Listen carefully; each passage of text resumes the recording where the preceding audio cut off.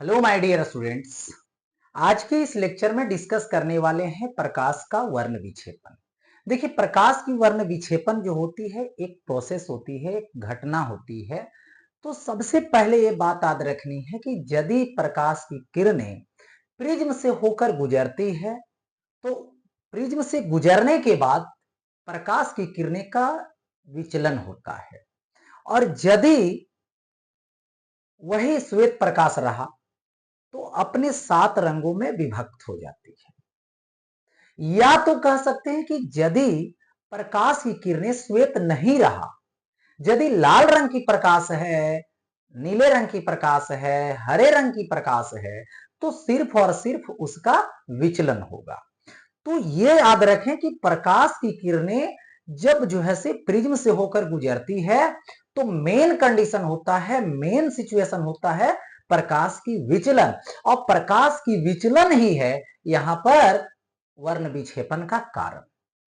कैसे होता है इसकी बात अभी करने वाले हैं, हम लोग आज देखने वाले हैं प्रकाश की वर्ण विक्षेपन, जिसको देखने की क्या है, प्रिज्म से श्वेत प्रकाश गुजारिए, इस तरीके से दिखाई देगा। इसको एक स्क्रीन पर, एक पर्दा पर और एक परत पर जो है से देख सकते हैं।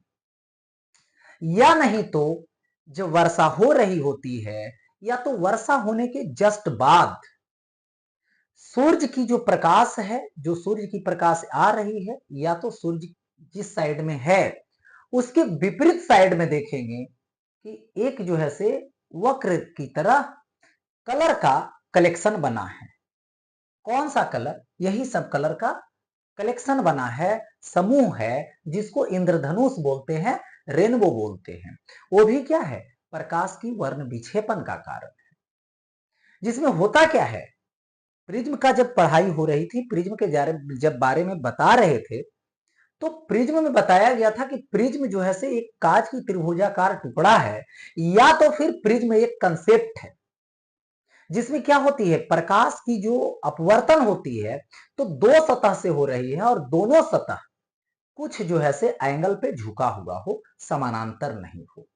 तो वो प्रोसेस कौन निभाता है वहां पे? तो वर्षा की बूंद, ड्रॉपलेट्स जो होती है, उसके ऊपर वाला पार्ट जो है से नुकीला हो जाता है और नीचे वाला बेस की तरह थोड़ा मोटा हो जाता है, तो प्रिज्म की तरह बिहेव करने लगता है। चलते हैं आगे टॉपिक की ओर। तो यहाँ पे प्रकाश का वर्ण विक्षेपन, मैंने पहले ही बोला प्रकाश की जो वर्ण विक्षेपन है वो एक घटने वाली घटना है। क्या है? जब प्रिज्म पर श्वेत प्रकाश आपतित होता है, तो देखिए ये श्वेत प्रकाश है और ये प्रिज्म देख रहे हैं। आप भी यदि अपने घरों में देखना चाहते हैं तो प्रिज्म जाकर लाइए, प्रिज्म लाने के बाद इधर से टॉर्च जलाइए श्वेत प्रकाश वाला, और प्रिज्म से होकर गुजरेगी तो ऐसा नजारा देखने को मिलेगा। तो प्रकाश जब आपतित होती है, श्वेत प्रकाश आपतित होती है, तो यह प्रिज्म से अपवर्तन के बाद, यानी प्रिज्म से होकर गुजरती है, तो उसके बाद 7 रंगों में विभक्त हो जाती है। इस घटना को वर्ण विक्षेपन कहते हैं। तो देखिए होता क्या है कि श्वेत प्रकाश में ही 7 रंग है। जब यहां से गुजरती है तो विचलन होता है, और विचलन सभी कलर का अलग अलग होता है, इसीलिए अलग अलग जो है से दिखाई देने लगता है।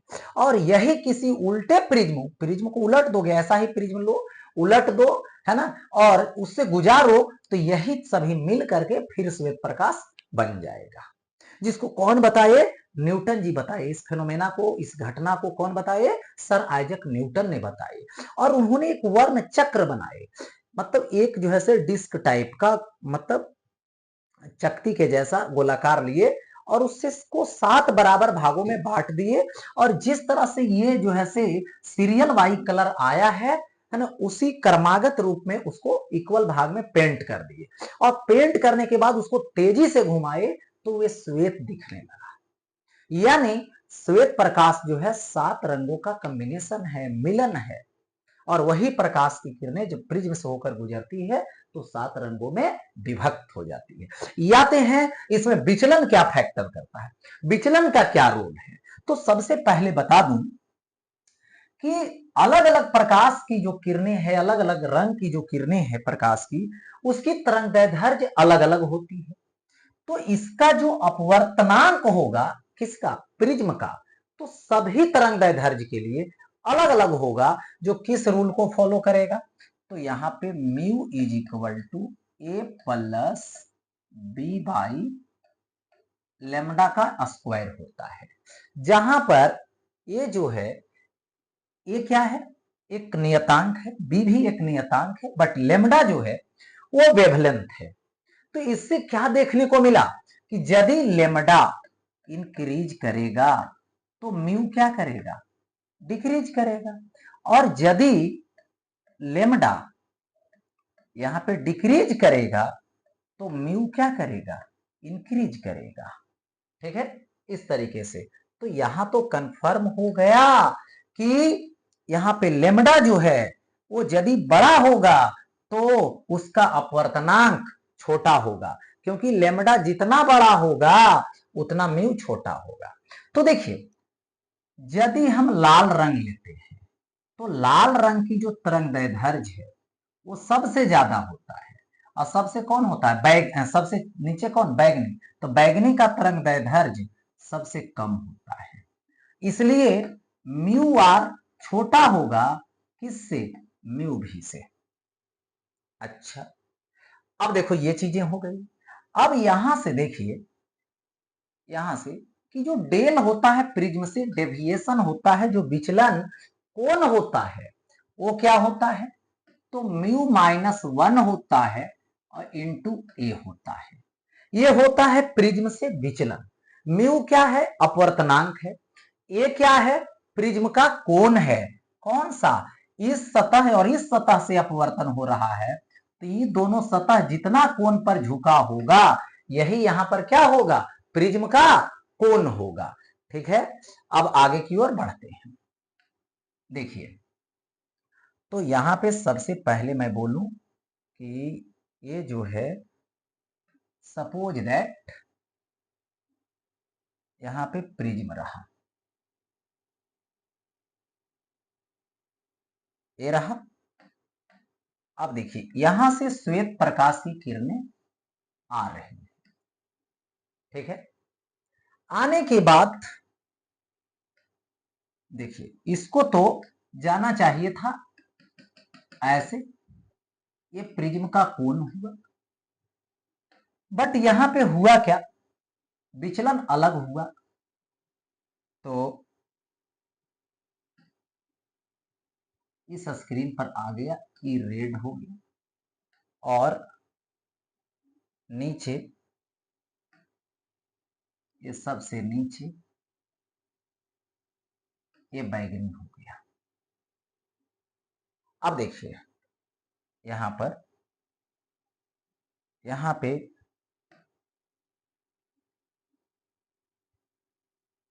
आसमानी हो, फिर यहां पे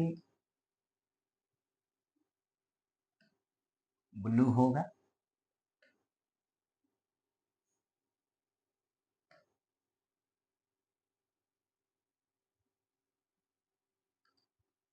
ग्रीन होगा,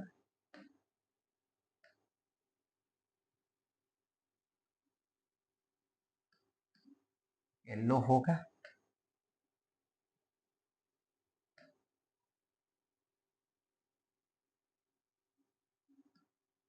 ऑरेंज होगा, जिसको यहां पर बोला जाता है विबग्योर।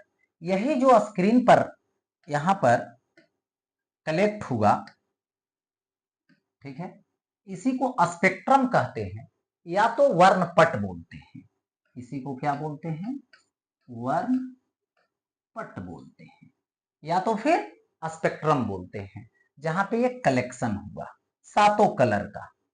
ठीक है, अब देखिए इसमें समझने वाली बात यह है कि यहां पर जो विबग्योर देख रहे हैं, विबग्योर, ये क्या है, बैगनी, ये क्या है, आसमानी, ये है नीला, ये है ग्रीन माने हरा, पीला, नारंगी और लाल, अर्स रेड। अब देखिए यहां पर इस तरह से नीचे से ऊपर जब जा रहे हैं, यानी इधर से इधर जा रहे हैं, तो सबसे पहले बात यह है कि वेवलेंथ बड़ा होते जाएगा, वेवलेंथ बड़ा होते जाएगा, ठीक है, और म्यू का मान कमते जाएगा, और म्यू का मान जब छोटा होगा तो डेल भी छोटा होगा, तो डेल भी डिक्रीज करेगा।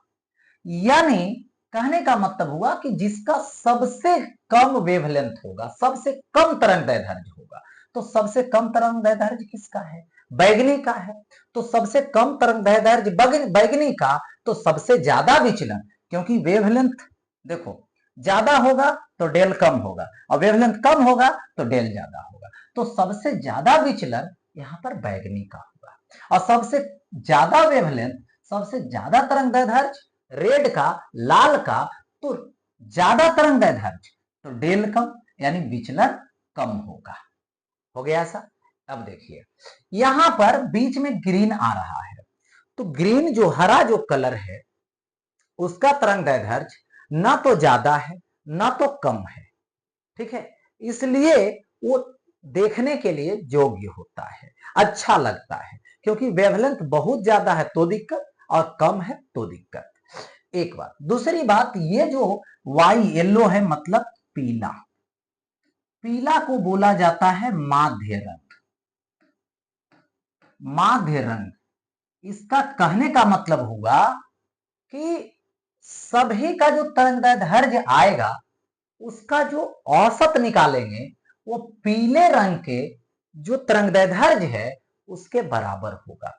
इसलिए पीला कलर का जो वेवलेंथ होगा वो सभी को जोड़ दीजिए और 7 से डिवाइड कर दीजिए, या तो जो दोनों छोर वाला कलर है रेड और वायलेट यानी लाल और बैगनी, उसका वेवलेंथ लेकर के जोड़ लीजिए और 2 ही से डिवाइड कर दीजिए, इसी के बराबर हो जाएगा, या तो सभी को जोड़ करके 7 से डिवाइड कीजिए, येलो के यानी पीला के बराबर हो जाएगा। इसलिए इसको बोला जाता है यहां पर क्या चीज? माध्य रंग, ठीक है। अब देखो आगे बढ़ता हूं, नेक्स्ट अब आता है कोणीय विक्षेपण, जिसको बोलते हैं एंगुलर डिस्पर्सन, ठीक है। देखिए एक्चुअल में होता क्या है कि हमने एक प्रिज्म लिया, प्रिज्म से श्वेत प्रकाश यहां से ऐसे गुजारा, जाना चाहिए था ऐसे, ये प्रिज्म का कोण होगा, बट यहां पे हुआ क्या, देखो विचलन हुई, ये रेड कलर हुआ, एक्सट्रीम कलर इसको बोल सकते हो, और सबसे जो लोवेस्ट में जाएगा ये बैगनी कलर होगा।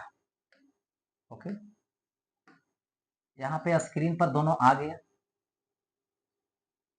ये हो गया रेड और ये हो गया वायलेट, यानी बैगनी और लाल।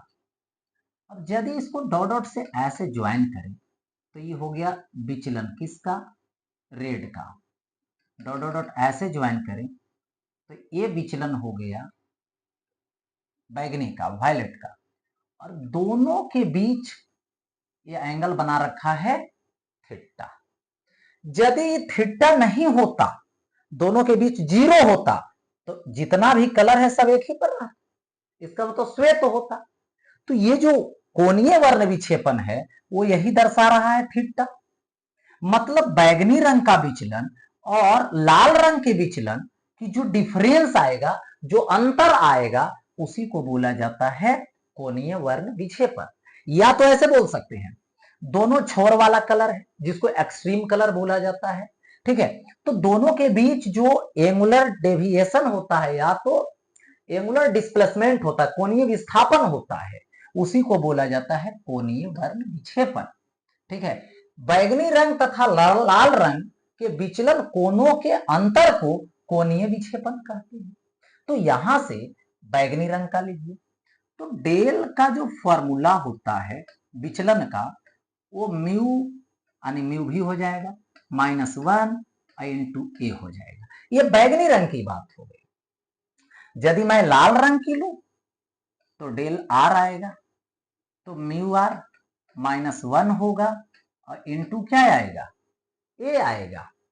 तो यहां पर कोणीय वर्ण विक्षेपण होगा तो कितना होगा, यहां पे थीटा होगा तो ए आएगा डेल आर माइनस यहां से आएगा डेल भी। ठीक है, अब देखो थीटा इज इक्वल टू होता है डेल भी, तो mu R minus one into A minus mu भी माइनस वन इंटू क्या आएगा, ए आएगा। ठीक है, theta is equal to A common ले लीजिए, ओ सॉरी उल्टा हो गया, यहां पे ले लीजिए डेल भी माइनस डेल आर लेनी है। क्यों, क्योंकि यहां पर देखिए डेल भी में डेल आर को माइनस करेंगे तो ये हो जाएगा म्यू भी और माइनस म्यू आर। ठीक है, अब यहां से ए कॉमन लीजिए तो ये हो गया म्यू भी minus one minus mu R, ये माइनस माइनस प्लस वन होगा इंटू ए आएगा, वन वन कट जाएगा, theta is equal to mu भी माइनस म्यू आर और इंटू क्या आएगा, ए आएगा। यही आ गया दोनों के बीच का कोण, जिसको बोलते हैं कोणीय वर्ण विक्षेपण। ठीक है, अब देखो आता है यहां पे विक्षेपण क्षमता, डिस्पर्सिव पावर। यानी देखिए जो प्रिज्म लेते हैं उस प्रिज्म की जो मटेरियल है उस मटेरियल की क्षमता होती है, कैपेसिटी होती है। ठीक है, वो क्या होता है ये देखना है। तो सबसे पहले देखिए ये हमने प्रिज्म लिया और इस प्रिज्म से हमने श्वेत प्रकाश को गुजार दिया। चलिए ठीक है, ये प्रिज्म का क्या हुआ, कोण, इस तरह से ऐसे। अब देखिए यहां पे स्क्रीन हमने लगा दिया। अब वर्ण विक्षेपण होगा तो सबसे ऊपर कौन रहेगा, रेड रहेगा। ठीक है, सबसे नीचे कौन रहेगा, तो बैगनी रहेगा। मध्य में कौन रहेगा, जो माध्य कलर है, विचलन के हिसाब से येलो रहेगा। ग्रीन होता है दोनों कलर माने दोनों तरफ के कलर के हिसाब से, लेकिन विचलन के हिसाब से येलो होगा। हो गया ऐसा। अब देखिए यहां पर ये रेड का जो डेविएशन होगा वो डेल आर आएगा और येलो का जो होगा वो डेल वाई होगा और इसका क्या होगा, डेल भी होगा। ठीक है, तो यहां पर ये जो होता है इसको तो बोला जाता है कोणीय वर्ण विक्षेपण। तो यही कोणीय वर्ण विक्षेपण और माध्य रंग का विचलन का जो अनुपात आएगा, इसी अनुपात को इस प्रिज्म की जो मटेरियल है, पदार्थ है, उसकी विक्षेपण क्षमता बोलते हैं। ठीक है, यानी विक्षेपण जो क्षमता होती है उसको ओमेगा से निरूपित करते हैं और ये एक प्रकार का क्या है, रेशियो है। देखो कोणीय वर्ण विक्षेपण, कोणीय विक्षेपण तथा माध्य रंग के विचलन के अनुपात को विक्षेपण क्षमता कहते हैं। यानी अनुपात निकाल दीजिए, कोणीय विक्षेपण तो थीटा, माध्य रंग का विचलन यानी डेल वाई, दोनों का रेशियो लीजिए, वही क्या आएगा, यहां पर ओमेगा आएगा, यानी विक्षेपण क्षमता आएगा। Omega is equal to theta लीजिए, थीटा का अभी मैंने बात किया था क्या चीज, म्यू भी माइनस म्यू आर इंटू ए, तो यहां से आएगा म्यू भी माइनस म्यू आर और इंटू ए होगा और बाई येलो का, ठीक है, डेल वाई कितना होगा, वाई का लीजिए माइनस वन लीजिए इंटू ए लीजिए, mu y minus one into a, ये कट जाएगा। सो यहां पे omega is equal to mu भी minus mu r by mu y minus one हो जाएगा। तो ये हो गया विक्षेपण क्षमता, यही है विक्षेपण क्षमता।